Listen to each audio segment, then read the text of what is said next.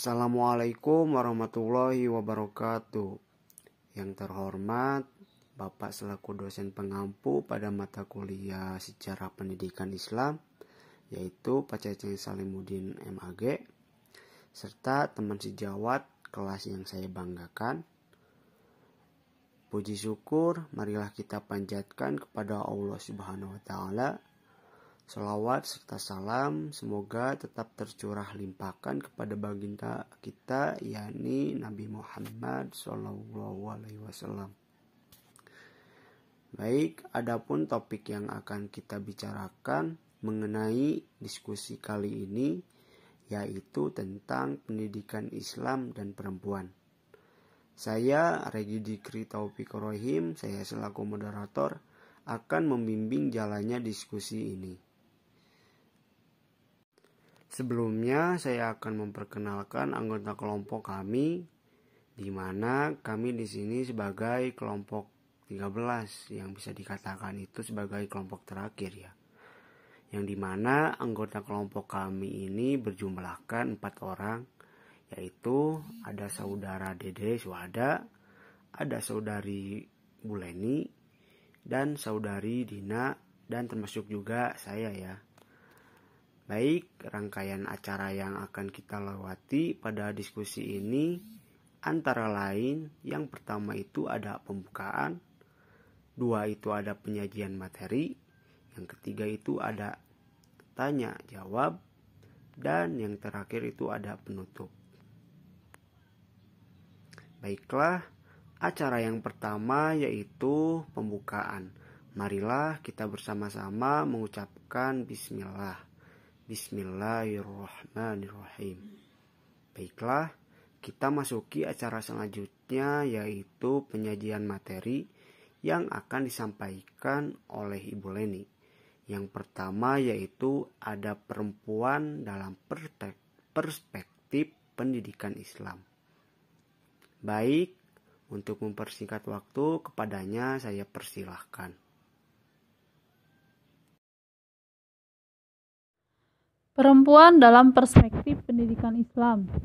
Al-Quran menyoroti perempuan sebagai individu. Dalam hal ini, terdapat perbedaan antara perempuan dalam kedudukannya sebagai individu dengan perempuan sebagai anggota masyarakat. Al-Quran memperlakukan baik individu perempuan dan laki-laki adalah sama, karena hal ini berhubungan antara Allah Subhanahu wa Ta'ala dan individu perempuan dan laki-laki tersebut. Sehingga terminologi kelamin tidak diungkapkan dalam masalah ini.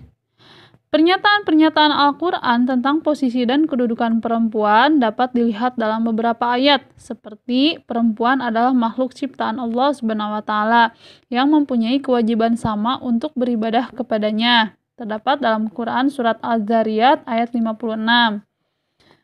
Perempuan adalah pasangan bagi kaum laki-laki. Penjelasannya terdapat dalam Quran surat An-Naba ayat 8.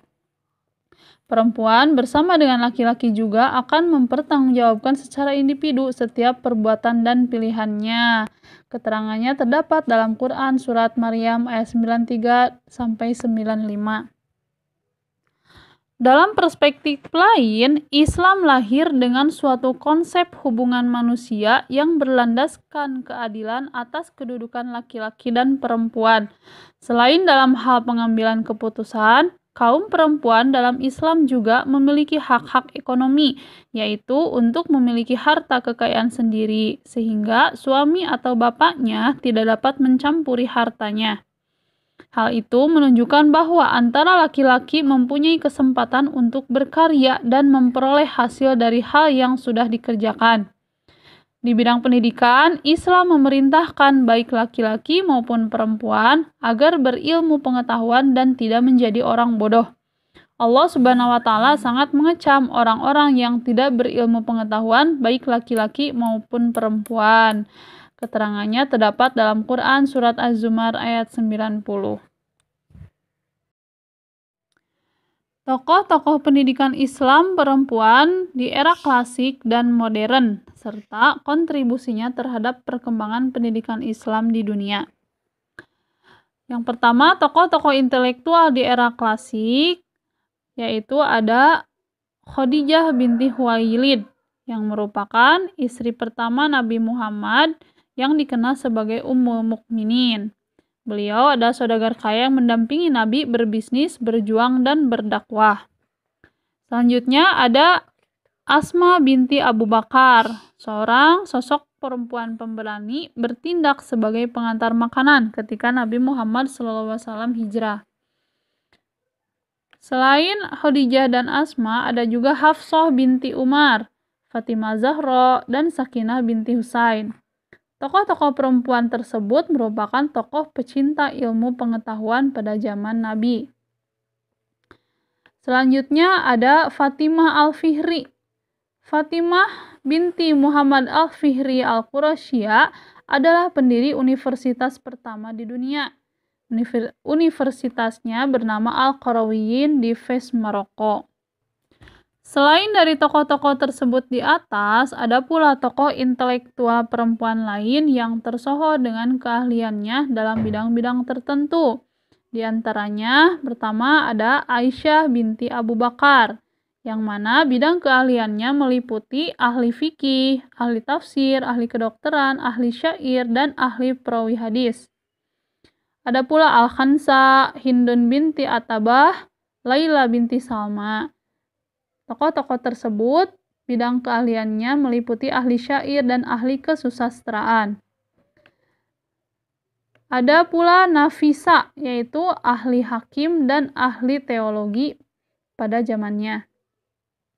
Kiprah intelektual perempuan di era Nabi memiliki potensi bidang keahliannya masing-masing. Keahlian mereka memberi sumbangsi yang besar bagi kemajuan ilmu pengetahuan pada masyarakat di era klasik. Tokoh-tokoh intelektual di era modern, di antaranya satu ada Sutaita Al-Mahamali. Tokoh perempuan yang namanya besar di abad ke-10 ini merupakan sosok yang banyak dikenal hingga sekarang. Ia merupakan ahli aritmatika yang sangat berbakat pada bidang aljabar. Selanjutnya ada Maryam Al-Ijliyah. Maryam menjadi sosok muslimah yang berpengaruh pada perkembangan ilmu astronomi. Yang ketiga, ada Rufaidah Al-Aslamiyah. Rufaidah dikenal sebagai perawat sekaligus dokter bedah pertama muslim. Yang keempat, ada Profesor Bina Syahin Siddiqui. Perempuan muslim era terkini, ia dikenal sebagai salah satu tokoh berjasa dalam bidang kedokteran yang kerap mendapatkan penghargaan atau reward dari negara-negara tetangga karena kemampuan dan jasa-jasanya untuk ilmu pengetahuan.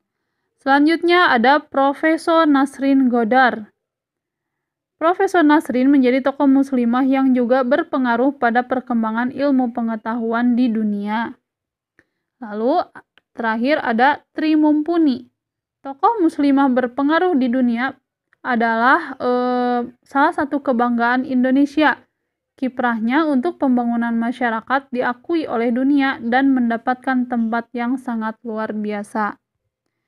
Tri berhasil membangun pembangkit listrik tenaga mikrohidro pertama kali di Dusun Palanggaran dan Cicemet, Sukabumi, Jawa Barat. Tangan dinginnya itu juga berhasil menyentuh berbagai desa di penjuru tanah air, bahkan hingga Filipina. Sederet desa terpencil pun kini berhasil diterangi cahaya listrik mikrohidro. Demikian yang dapat saya sampaikan, saya kembalikan kepada moderator. Baiklah, terima kasih kepada Ibu Leni yang telah memaparkan atau menyampaikan materinya.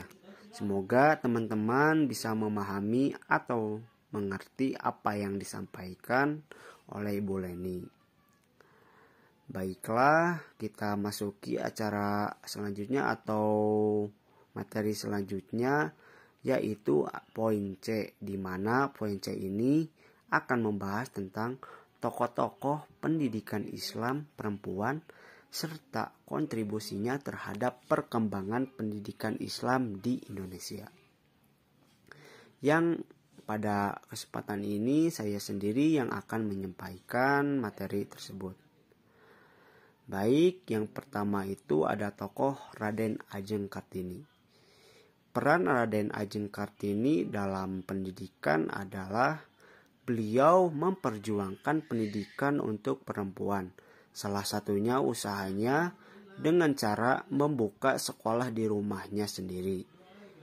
Raden Ajeng Kartini menganjurkan pendidikan bagi perempuan karena peran ibu adalah pendidikan pertama anak selain mengurusi rumah tangga. Yang kedua itu ada Dewi Sartika. Peran Dewi Sartika memimpin sekolah perempuan di Bandung, Jawa Barat pada tahun 1904 dan diurus oleh penyelenggara yang dinamakan Peregining, Kutaman Istri. Konsep sekolah ini diadopsi oleh lulusannya dengan mendirikan sekolah yang serupa di Padang Panjang dengan nama Kutaman Istri Minangkabau. Selain itu, berdiri pula sekolah di Kota Gadang, yaitu Sekolah Kerajinan Amai Setia. Sekolah-sekolah inilah yang banyak membekali kaum perempuan dengan mengajarkan keterampilan kerumah tanggaan dengan perannya sebagai istri. Yang selanjutnya ada tokoh Rohana Kudus. Rohana Kudus adalah pelopor pendidikan perempuan perdana di Sumatera Barat.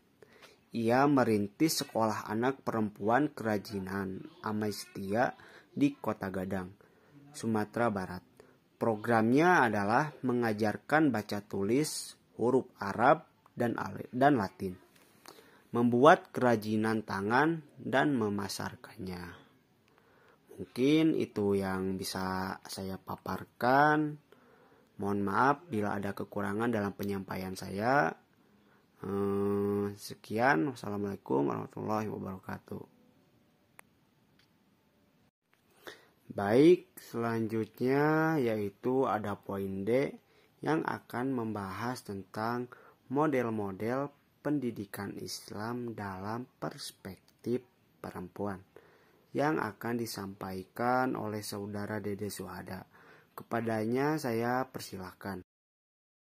Baik, terima kasih kepada moderator yang telah memberikan saya waktu untuk memaparkan materi yang keempat, yaitu tentang model-model pendidikan Islam berperspektif perempuan. Di sini ada 4 model. Yang pertama, model pemisahan antara siswa laki-laki dan perempuan. Yang kedua, model kesetaraan gender. Yang ketiga, model pemberdayaan perempuan melalui pendidikan keterampilan kewirausahaan.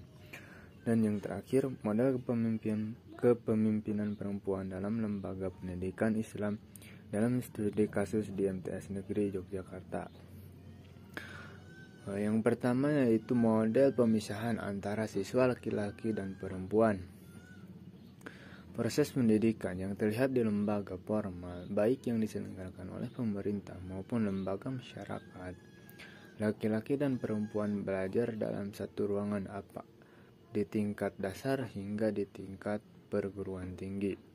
Proses pendidikan yang menyatukan antara laki-laki dan perempuan sudah merupakan pemandangan yang biasa. Yang kedua yaitu model kesetaraan gender. Dalam realitas masyarakat, telah lama muncul pandangan yang tidak proporsional dalam memahami perbedaan jenis kelamin sehingga mengakibatkan terjadinya ketidakadilan gender. Realitas seperti ini sudah barang tentu memerlukan perjuangan dari semua pihak, baik laki-laki dan perempuan, untuk dapat merubah persepsi miring terhadap perempuan selama ini. Yang ketiga, model pemberdayaan perempuan melalui pendidikan keterampilan kewirausahaan. Pemberdayaan perempuan menurut resmi di 2006 111 seringkali digunakan dalam konteks kemampuan meningkatkan keadaan ekonomi, pemenuhan kebutuhan praktis individu, yang merupakan konsep yang mengandung makna perjuangan bagi mereka yang terlibat perjuangan tersebut, yaitu perjuangan perempuan.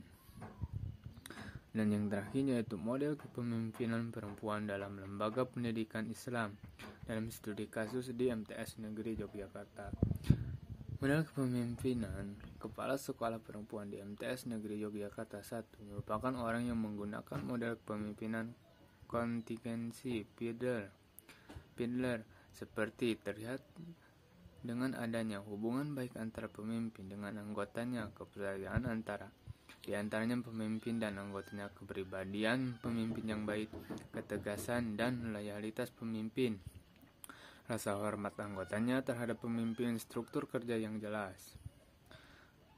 Yang kedua yaitu ada kelemahan, kekuatan, peluang dan tantangan kepala sekolah perempuan di MTS Negeri Yogyakarta 1 sebagai berikut, yaitu yang pertama, kelemahan dalam hal sifat dan sikap. Sangat selektif terhadap guru dan pegawai, terlihat dengan memilih-milih guru dan pegawai untuk memberikan kepercayaan seperti diikutsertakan dalam kegiatan atau kepanitiaan. Kadang-kadang merasa tidak enak atau sungkan kepada guru dan pegawai yang lebih tua dan lebih lama masa kerjanya. Yang kedua yaitu ada kekuatan dalam hal sifat dan sikap. Kepala sekolah mempunyai jiwa yang tegas dalam menegakkan aturan sekolah, memiliki kepribadian yang baik, memiliki kedisiplinan yang tinggi, bersikap hati-hati dalam membuat keputusan bersama, sabar, patuh terhadap atasan dan tanggung jawab.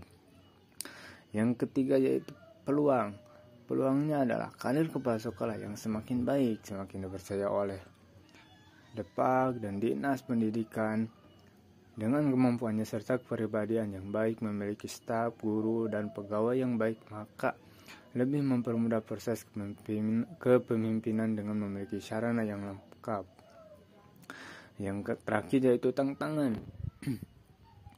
Tantangan di sini sedikitnya kepala sekolah perempuan, maka sebagai kepala sekolah perempuan ingin menunjukkan kepada masyarakat bahwa perempuan bisa menjadi pemimpin. Sebagai kepala sekolah, sekolahnya harus mampu bersaing dengan sekolah-sekolah lain yang mendapat sebutan berkualitas atau sekolah unggulan. Mungkin sekian dari saya, mohon maaf bila ada salah-salah kata. Saya kembalikan lagi kepada moderator. Baik, terima kasih kepada saudara Dede Suhada yang telah memaparkan materinya. Baiklah, kita langsung aja ke materi yang terakhir, yang dimana poin ini akan membahas tentang kontekstualisasi pendidikan Islam dalam perspektif perempuan, yang akan disampaikan oleh Tedina. Kepadanya saya persilakan. Baik, selanjutnya bagian E. Kontekstualisasi pendidikan Islam dalam perspektif perempuan. Pendidikan dalam prosesnya bisa menjadi praktek kebebasan, yakni sarana dengan apa manusia berurusan secara kritis dan kreatif dengan realitas, serta menemukan bagaimana cara berperan serta untuk mengubah dunia mereka.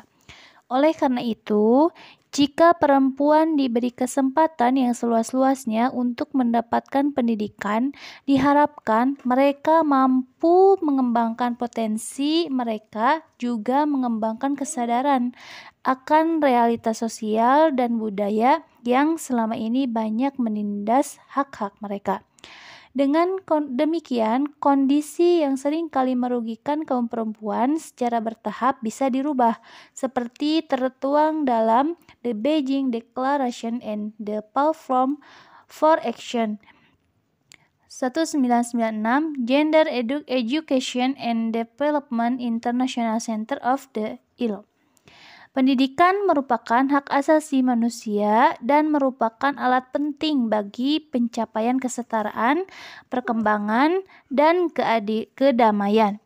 Pendidikan yang tidak diskriminatif akan sangat menguntungkan baik bagi perempuan maupun laki-laki, yang pada akhirnya akan mempermudah terjadinya kesetaraan dalam hubungan antara perempuan dan laki-laki dewasa.